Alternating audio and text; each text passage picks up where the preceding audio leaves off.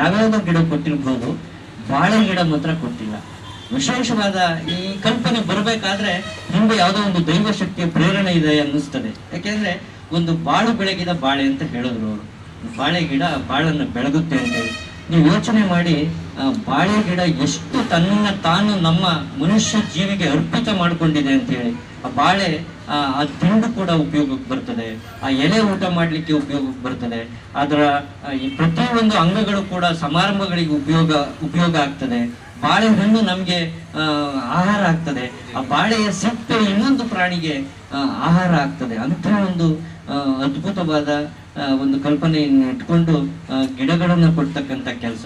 ಯಾಕೆಂದ್ರೆ ಒಂದು ಕಥೆ ಇದೆ, ಶ್ರೀಕೃಷ್ಣ ಈ ದ್ವಾಪರ ಯುಗವನ್ನ ಮುಗಿಸಿ ಕಲಿಯುಗಕ್ಕೆ ಬರುವಾಗ ಹೋಗ್ತೀನಿ ಅಂತ ಹೊರಟಾಗ ಉಳಿದಂತ ಏನು ದೈವಗಳಿಗೂ ವಾಯುದೇವ ಇರ್ಬೋದು, ವರುಣದೇವ ಇರ್ಬೋದು, ಅವರು ಬಂದು ಶ್ರೀಕೃಷ್ಣನ ಕಾಲನ್ನ ಹಿಡ್ಕೊಂಡ್ರಂತೆ.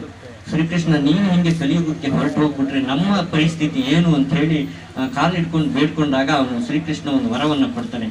ನೀವು ಮನುಷ್ಯ ಲೋಕಕ್ಕೆ ಹೋಗಿ ನೀವು ಆ ಮನುಷ್ಯರಿಗೆ ಆಹಾರವಾಗುವಂತ ಗಿಡ ಮರಗಳ ಆಗಿ ಅಂತ ಹೇಳಿ ಶ್ರೀಕೃಷ್ಣ ಎಲ್ಲರಿಗೂ ವರವನ್ನ ಕೊಟ್ಟಾಗ ಇವತ್ತು ಹಲವಾರು ನಮ್ಗೆ ಗಾಳಿಯನ್ನ ವಾಯುದೇವ ಅಂತೀವಿ, ನೀರನ್ನ ವರುಣ ಅಂತೀವಿ. ಇದೆಲ್ಲವನ್ನು ಕೂಡ ದೇವರ ಸಮಾನಕ್ಕೆ ಯಾಕೆ ಪ್ರೀತಿಸ್ತೀವಿ ಅಂದ್ರೆ ಅವೆಲ್ಲ ನಮ್ಮ ಉಪಯೋಗಕ್ಕಾಗಿ ಬಂದಿರ್ತಕ್ಕಂಥವು ಅಂತ ಹೇಳ್ತಾ, ಈ ಒಂದು ಸಣ್ಣ ಪುಟ್ಟ ಸಮಾರಂಭದಲ್ಲಿ, ಈ ಸಮಾರಂಭ ಚಿಕ್ಕದಿರ್ಬೋದು, ಇದರ ವಿಷಯ ಮತ್ತು ಇದರ ಶಕ್ತಿ ಮತ್ತು ಇದರ ವಿಚಾರ ಬಹಳ ದೊಡ್ಡದು. ಅದು ಎಷ್ಟು ಜನ ತಿಳ್ಕೊಳ್ತಿರೋ ಗೊತ್ತಿಲ್ಲ. ಈ ರಬಿ ನಿತ್ಯಾನಂದ ಅವರ ಸರಳ ಜೀವನವನ್ನು ನಾವು ಜೀವನದಲ್ಲಿ ಅಳವಡಿಸ್ಕೊಂಡ್ರೆ ನಾವು ಶಾಂತಿಯಿಂದ, ಸಹನೆಯಿಂದ, ಪ್ರೀತಿಯಿಂದ ಬಾಳ್ತಕ್ಕಂಥ ವ್ಯವಸ್ಥೆ ಈ ಭೂಮಿ ಮೇಲೆ ಆಗ್ತದೆ.